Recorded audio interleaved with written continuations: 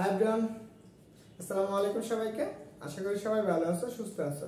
তো physics marathon ক্লাসে আজকে আমরা সূত্রের ক্লাসটা দেখবো। এর আগে আমরা হচ্ছে কি ভেক্টর চ্যাপ্টার দেখেছি, নিউটনের বল দেখেছি। আজকে আমরা দেখবো কাজ ক্ষমতা শক্তির ম্যারাথন ক্লাসের যে সূত্রগুলো আছে আমরা সেই সূত্রগুলো দেখবো। আমরা এর আগে বলেছিলাম না তোমাদেরকে যে আমরা কি সূত্রগুলো যে সূত্রগুলো আছে সেই সূত্রগুলোর একক এবং মাত্রা, তারপর হচ্ছে কি আমরা সূত্রগুলো দেখবো এবং এইগুলা থেকে যে টপিকগুলো আসতে পারে সেগুলো আমরা দেখতেছিলাম। তো সেই উপলক্ষে আজকে আমরা দেখবো কাজ ক্ষমতা এবং শক্তির একটা সূত্র। তো চলো আমরা প্রথমে আছে কাজ ক্ষমতা শক্তি দিয়ে দেখবো। আজকে হচ্ছে কাজ ক্ষমতা শক্তি, কাজ ক্ষমতা আর এটা হচ্ছে কি শক্তি। দেখো কাজ ক্ষমতা শক্তির প্রথম যে টপিকটা আসতে পারে সেটা হচ্ছে আমাদের কাজ। দেখো আমরা কাজটা কি কাজ, দেখো কাজের অংশটুকু থেকে কি আসতে পারে। আমরা কাজ সময় গিয়ে একটা বস্তুর বল প্রয়োগ করে স্মরণ করি। সেক্ষেত্রে ধরো আমরা এটা বস্তুটা আছে, এই বস্তুটার উপর আমরা একটা বল প্রয়োগ করলাম, এই বল প্রয়োগ করে বস্তু স্মরণ করতে তাহলে আমরা কাজের যে সূত্রটা বলছি কাজ ডব্লিউ করলে কত এফ, এসিটা আমরা 9 করে আসছি। যে পরবর্তী যে সংজ্ঞা অনুসারে আসে বল প্রয়োগের ফলে বলের দিকে বস্তু স্বর্ণের উপাংশ গুণ ফলে কাজ বলা হয়, স্বর্ণের দিকে বলের উপাংশের কাজ বল। আমি সেক্ষেত্রে বলছিলাম কত এফ এস কস কত থিটা। কিভাবে ধরুন এটা বস্তু ছিল, এটার উপর বল প্রয়োগ করছে, স্মরণটা ঘটাইছে কি বলের সাথে থিটা পরিমাণ কোণ করে, তখন আমরা কি পারতাম কাজ পাইতাম, তখন এটা সূত্র লিখতে পারতাম। এটা একটা কাজের সূত্র। তাহলে দেখো আরেকটা সূত্র আমরা এখানে লিখতে পারি, সেটা ডট গুণফল অনুসারে, সেটা কত এফ ডট কত এস, এটা আমরা জানি। তো এই কয়টা সূত্র গেল, একটা দুইটা তিনটা। এখন কাজেরটা কার উপর ডিপেন্ড করতেছে, cos থিটার উপর। cos থিটার মানের উপর ডিপেন্ড করবে কাজটা কেমন হবে, ধনাত্মক হবে না ঋণাত্মক হবে। তো তোমরা এগুলো নোট করে রাখবা খাতায় সুন্দর করে, তাহলে তোমার কাছে এগুলো মনে থাকবে। তো দেখো আমরা এইটুকু পাইলাম কাজের অংশটুকু, আমরা এফ সমান এস। তাহলে আমরা এখান থেকে কাজের কি একটা জিনিস লিখতে পারি, কাজের এককটা লিখতে পারি। তাহলে কাজের একক, কাজের এককটা দেখো আমরা প্রথমত আমরা কি লিখতে পারি নিউটন, আর এটা হচ্ছে কত মিটার, নিউটন মিটার। আর এটা লিখতে পারবো ইলেকট্রোভোল্ট, আর এটা লিখতে পারবো আর্ক। আর আরেকটা যে এককটা আমরা ব্যবহার করি সেটা হচ্ছে আমরা কি জুল একক লিখতে পারি। এগুলো হচ্ছে আমাদের সবগুলো কি কাজের একক। লেখা এই জিনিসগুলো একটু মনে রাখবা। তো আমরা এখান থেকে আসতে পারি 1 ইলেকট্রোভোল্ট। 1 ইলেকট্রোভোল্ট সমান কত, 1 ইলেকট্রোভোল্ট সমান কত 1.6 ইনটু কত 10 টু দি পাওয়ার -19 জুল। এবং 1 জুল সমান আমরা একটা জিনিস লিখতে পারি, 1 জুল সমান 10 টু দি পাওয়ার কত -7 আর। এই জিনিসগুলো একটু মনে রাখবা। এগুলো হচ্ছে আমাদের কি কাজের সূত্র বা একক। বুঝতে পারছো? এইটুকু গেল আমরা একক গেল। এখন আমার মাত্রাটা লাগবে। মাত্রা, কাজের মাত্রাটা কি দেখো, কাজের মাত্রা ক্ষেত্রে আমি এখানে বলতে পারি বলের মাত্রা এবং কি কাজ। তাহলে আমরা এম এল স্কয়ার 3 বার কত এম এল স্কয়ার 3 বার কত 1, এটা হচ্ছে আমাদের কি কাজের মাত্রা। আশা করি দেখো এখানে কি হবে 3 বার 2, এটা আমরা কাজের মাত্রা পেলাম। এখান থেকে যে জিনিসগুলো এমসিকিউ আসতে পারে হচ্ছে একক আসতে পারে, তারপরে 1 ইলেকট্রোভোল্ট 1 আর, তারপর হচ্ছে কি মাত্রা। এই জিনিসগুলো একটু মনে রাখবে। এখন আসলে আমরা কাজের কিছু প্রকারভেদ দেখবো। এই জিনিসগুলো আমাদের জন্য গুরুত্বপূর্ণ, তোমরা খুব সুন্দর করে একটু নোট করে ফেলবা, যেহেতু 10 থেকে 15 মিনিট লাগবে এটা শেষ করতে। আমি কি লিখবো কাজের মাত্রা, তাহলে আমি কাজের প্রকারভেদ, কাজের প্রকার। আর আরেকটা কথা, তোমরা যারা ক্লাসটা করতেছো যদি সাবস্ক্রাইব করে না থাকো সাবস্ক্রাইব করে দিবে, এবং পেজ থেকে যদি ফলো না করে থাকো পেজকে ফলো করে দিবে। এই কাজের প্রকারভেদ প্রথমত সময় ধনাত্মক কাজ, ধনাত্মক কাজ। এখন দেখো ধনাত্মক কাজের হতে গেলে আমাদের কি করছিলাম দেখো ডব্লিউ করলে কত এফ এস cos থিটা না, এই cos থিটার উপর ডিপেন্ড করবে। ধনাত্মক কাজ হতে গেলে থিটার মানটা কি হওয়া লাগবে 0 ডিগ্রি হওয়া লাগবে। থিটার মান যদি 0 ডিগ্রি হয় তার মানে বল দুটো একই দিকে, কাজ বল এবং স্মরণ একই দিকে, তখন তুমি পাবা এইটা হচ্ছে থিটার মান 0 ডিগ্রি। এখানে সরি থিটার মানটা কত হওয়া লাগবে দেখো, কাজ হতে গেলে ধনাত্মক কাজ, তাহলে কি এটার মান 0 ধনাত্মক হতে হবে। এটা ধনাত্মক মান কত cos থিটা 0 থেকে শুরু করে কত পর্যন্ত 0 থেকে বড় এবং কি 0 থেকে বড় এবং কি 1 থেকে কি ছোট। তাহলে দেখো এই কাজ এটুকুর মান কত থিটা ইকুয়াল টু আমরা যেটা পাবো সেটা হচ্ছে কত 1 থেকে বড় এবং 1 এর সমান, আর কি 0 থেকে সরি 1 থেকে ছোট এবং 1 এর সমান, 0 থেকে বড় এবং 0 এর সমান। এইটুকু হতে পারে। এটা হচ্ছে আমরা কি ধনাত্মক কাজের অংশ। তাহলে আমরা ধনাত্মক কাজের অংশ থেকে তাহলে cos থিটা সমান যদি কি চিন্তা করি 1 চিন্তা করি, থিটা ইকুয়াল টু 1, তখন আমরা কি ধনাত্মক কাজ পাবো। কখন হয় তখন থিটা ইকুয়াল টু আমাদের কত 1 হয়, তখন কি 90 ডিগ্রি সরি 0 ডিগ্রি থেকে কি বড় এবং কি 90 ডিগ্রি থেকে কি হতে লাগবে থিটার মানটা 0 ডিগ্রি থেকে বড় এবং কি 0 ডিগ্রির সমান এবং কত 90 ডিগ্রি থেকে কত হওয়া লাগবে ছোট হওয়া লাগবে। তখন কি পাবা ধনাত্মক বলের দিকে সরণ করবে। ধনাত্মক হলে শর্তটা কি থিটা ইকুয়াল থিটার মানটা কি হওয়া লাগবে হচ্ছে 90 ডিগ্রি থেকে ছোট এবং কি 0 ডিগ্রি থেকে বড়। এইটুকু আমরা পাইলাম। এখন ধরো আমরা ধনাত্মক কাজ পাইলাম, তাহলে সর্বোচ্চ কাজ কত পাবো? সর্বোচ্চ কাজ দেখো সর্বোচ্চ কাজ, সর্বোচ্চ কাজের ক্ষেত্রে আমি যে কাজটা পাবো এখানে দেখো এই সর্বোচ্চ মান কত করা যাবে 1 না। সর্বোচ্চ কাজ পাইতে গেলে থিটা সমান কত হওয়া লাগবে?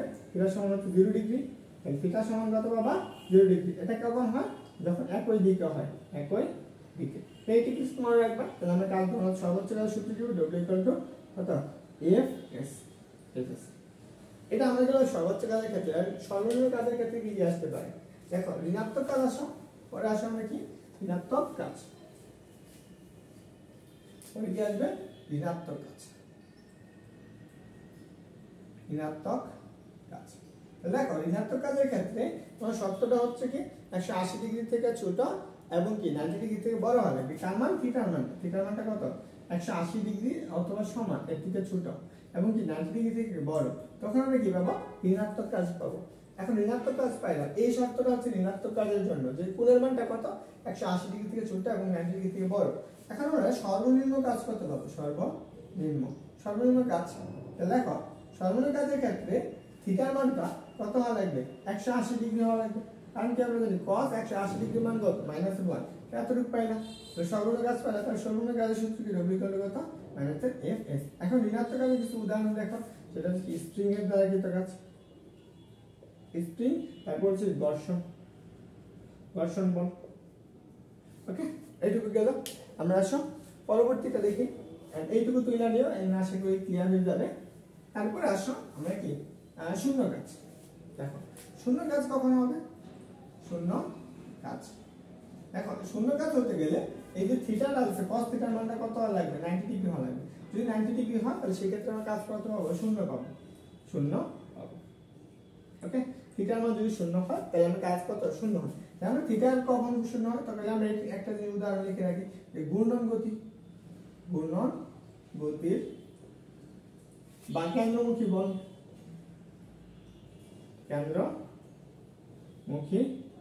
বল, এইগুলো দ্বারা যে কৃত কাজটা হবে, সেই কৃত কাজটা কত হবে? শূন্য। ওকে, তো একটা বস্তু ঘূর্ণনশীল অবস্থা আছে, তখন সেই ক্ষেত্রে আমরা কি পাবো? কৃত কাজ পাবো। এইটুকু হচ্ছে আমাদের মোটামুটি কাজের প্রকারভেদ। এগুলো গেল। এখন আমরা আসলে পরবর্তী অংশটুকু, পরটা হচ্ছে আমরা হচ্ছে কি পরিবর্তনশীল বল দ্বারা কৃত কাজটা করব। দেখো পরিবর্তনশীল বল দ্বারা কৃত কাজ,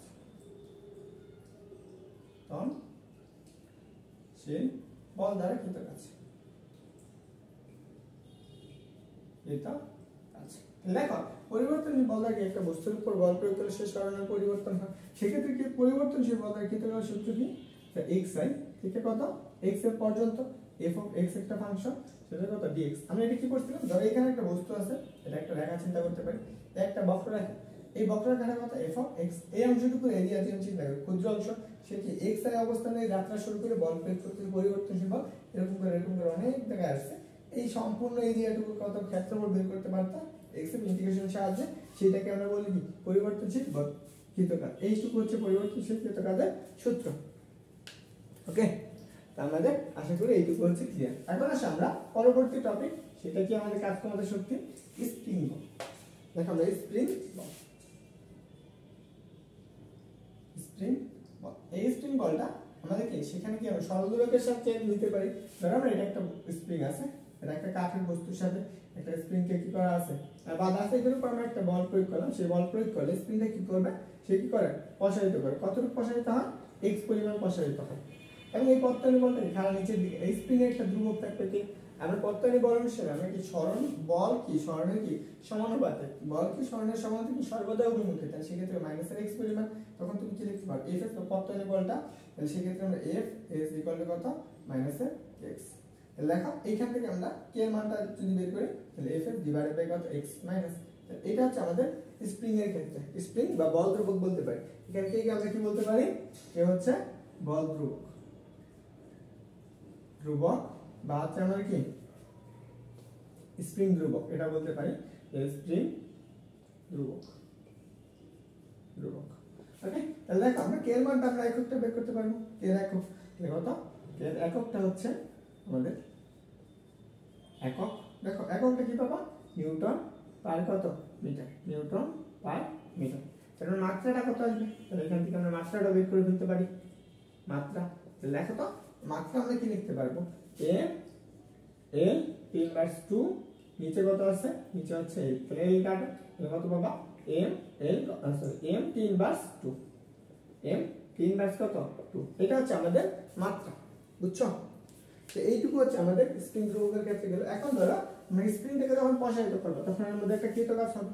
ধরো এখানে প্রসারিত করতে কি সাম্য অবস্থান থেকে এই অবস্থানে আনছো, তখন এর মধ্যে একটা কি কাজের অনুভব হইতেছে। দেখো এখান থেকে এইটুকু একটা কি কাজ হইতেছে, সেই কাজটাকে আমরা কি বলবো, স্থিতি শক্তি। এটাকে আমরা বলবো স্থিতি শক্তি, এটাকে আমরা বলি কি স্থিতি শক্তি। এই স্থিতি শক্তিটা কত পরিবর্তনশীল বল দ্বারা, তো সেক্ষেত্রে আমরা কৃতকাজ হবে কত, আচ্ছা এইভাবে আমরা যদি লিখি, এই এক্স এর অবস্থান হয়ে গেছে, এক্স এর কত আমরা মাইনাসের কত কি এক্স, এইটুকু পাবা ডিএক্স পাবা। এইটাকে যদি তুমি সমাধান করো, যেই মানটা পাবা সেটা আসবে কত, হাফ কত আসবে কে এক্স স্কয়ার। এটা হচ্ছে আমাদের স্প্রিং এর কি পরিবর্তনশীল বল দ্বারা কৃতকাজ। এখন এখান থেকে তুমি যদি এটাকে ইন্টিগ্রেশন করতা, তাহলে তুমি আরেকটা সূত্র পাইতা, সেটা তুমি জানো, সূত্রগুলো জাস্ট তোমাকে আমি বুঝাইতেছি, আর কিছু দরকার নাই। এখান থেকে তুমি যেই মানটা পাইতা মাইনাস ইন্টিগ্রেশন কত মাইনাস পাইতা না, তাহলে এটা পাইতা। যখন আমরা পরিবর্তনশীল বল দ্বারা কৃতকাজ আসতো ডব্লিউ ইকুয়াল টু, সেটা আসতো কত 1/2 কে এক্স আই স্কয়ার মাইনাস কত 1/2 কে এক্স এফ স্কয়ার। এখন এখান থেকে আমরা স্প্রিং দ্বারা কখন ধনাত্মক হবে কখন ঋণাত্মক হবে, ধনাত্মক হবে যখন x is greater than xf। তাহলে x এর মানটা যদি কখনো xf থেকে বড় হয়ে যায় তখন সেটা কি হবে, ধনাত্মক কাজ, ধনাত্মক কাজ। আবার যদি xf এর মান is greater than xi, তখন সেটা কি হবে, ঋণাত্মক কাজ, ঋণাত্মক কাজ। এই জিনিসগুলো একটু মনে রাখবা, এটা হচ্ছে ধনাত্মক কাজ, এটা হচ্ছে আমাদের কি ঋণাত্মক কাজ। আচ্ছা আমরা এইটুকু গেল, তাহলে আমরা এখন কি করব, অভিকর্ষ বল দ্বারা কৃতকাজ। দেখো অভিকর্ষ বল দ্বারা কৃতকাজ, অভিকর্ষ বল দ্বারা কৃতকাজ। দেখো একটা বস্তু এটা পৃথিবীতে আছে, এই পৃথিবী থেকে কেন্দ্র থেকে একটা বস্তুকে আমরা এই উচ্চতায় নিলাম, কত এই উচ্চতায়, তখন আমরা কৃতকাজ সূত্রটা কি পাবো, এখান থেকে এইটুকু সরণ ঘটানো হয়েছে পৃথিবীর ব্যাসার্ধ, তখন আমরা যে কৃতকাজটা হবে সেই কৃতকাজের সূত্রটা কি, আমরা ডব্লিউ ইকুয়াল টু আমরা কি লিখতে পারবো, সেটা হচ্ছে G M M S divided by কত আর ইনটু আর প্লাস এর এস। তাহলে এইটুকু হচ্ছে আমাদের পৃথিবীর কি এই সূত্রটা নিয়ে গেলে আমরা কোনো বস্তুর কৃতকাজ, যদি আমাদের কি এস এর মান কি পৃথিবীর ব্যাসার্ধ থেকে ছোট হয়, তাহলে তুমি সেই ক্ষেত্রে আমরা কি কৃতকাজ ডব্লিউ ইকুয়াল টু লিখতে পারবা G M S divided by কত আর প্লাস এর এইচ। এটুকু তুমি লিখতে পারো না, সরি আমরা এটা কি লিখতে পারো, জাস্ট আর লিখতে পারো। তাহলে আমরা এখান থেকে অনেক ব্যাসার্ধ বড় হয়, তাহলে সেই ক্ষেত্রে আমি কি লিখতে পারবো, আর স্কয়ার লিখতে পারবো, তখন আমরা এইটুকু কৃতকাজ হিসাবে কল্পনা করব। বুঝছো, ওকে। তো আসো আমরা কৃতকাজ দিলাম পৃথিবীর বল দ্বারা। এখন আসো আমরা গতি শক্তি বা শক্তির সাথে একটা সম্পর্ক দেখি। পরবর্তী আসো আমাদের কি শক্তি। আমরা শক্তি আবার কয় প্রকার, শক্তি দুই প্রকার, একটা হচ্ছে গতিশক্তি, গতিশক্তি আর গতিশক্তি সূত্র কি, আমরা বস্তুটি কি গতিশীল থাকার অবস্থার জন্য যে শক্তি অর্জন করে তাকে বলে কি গতিশক্তি বা কাজকে। তাহলে ধরো আমরা এখানে পরিবর্তনশীল চিন্তা করি, আমরা আদি অবস্থান কি দিলাম, আমরা শক্তিটা কাজটা ধরো আদি অবস্থায় যে কাজটা থাকে সেটা হচ্ছে আমাদের 0, আচ্ছা ইউ ব্যাক u1 আর হচ্ছে b। তো এখানে আমাদের কতটুকু কাজ করতেছে, b m b db এরকম সূত্র থাকে, আমরা m db, তখন আমরা যে কাজটা পাবো সেটা হচ্ছে w equal to integrate half 1/2 m b square minus কত 1/2 m u স্কয়ার। এটাকে আমরা বলি গতিশক্তির পরিবর্তন সমান আমরা কি করব, কৃতকাজ। আমরা এখানে এইটুকু পাইতেছি, তারপর মেইন সূত্র কি ইকুয়াল টু আমরা কি লিখতে পারি, সেটা হচ্ছে কত হাফ কত m b স্কয়ার। m হচ্ছে কত বস্তুটার ভর এবং b হচ্ছে ওই বস্তুটা কতটুকু ব্যাগে যাচ্ছে, এতটুকু তুমি পাইলে এটা হচ্ছে আমরা কি গতিশক্তির সূত্র। তাই তুমি এই সূত্রটা জানো, তাই এটাকে তুমি যদি ভরবেগের সাথে বানাও, তো ভরবেগ এবং কি বস্তুর গতিশক্তির মধ্যে সম্পর্ক। তাহলে দেখো আমরা কি ভরবেগ এবং বস্তুর গতিশক্তির মধ্যে সম্পর্ক, ভরবেগ। আগে আমরা ভরবেগটা পড়ি, ভরবেগ কাকে কাকে বলে, পি ইকুয়াল টু কত এমবি। এটা হচ্ছে আমাদের কি রাশি, বল এবং বেগের গুণফলকে ভরবেগ বলে, ভেক্টর রাশি, ভরবেগ কি রাশি, ভেক্টর রাশি। দেখো আমরা এখানে এটার এককটা বের করবো, ভরবেগের একক। তাহলে ভরবেগের এককটা কি করছো, ভরবেগের একক হচ্ছে আমরা কি বল কেজি, কেজি কি আসবে মিটার পার সেকেন্ড। এখন মাত্রাটা আসবে, মাত্রা, ভরবেগের মাত্রাটা কি এম এর 3/1, এটা আমরা পাইতেছি, এটা আমাদের ভরবেগের মাত্রা। এখন আমরা যে সম্পর্কটা বের করব ভরবেগ এবং গতিশক্তির মধ্যে সম্পর্ক, এই সূত্রটুকু মুছে দিলাম, এটুকু তোমাকে ক্লিয়ার আশা করি। এখন আসো আমরা কি ভরবেগের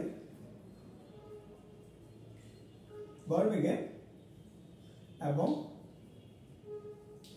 গতিশক্তির মধ্যে সম্পর্ক, গতিশক্তির এর মধ্যে সম্পর্ক।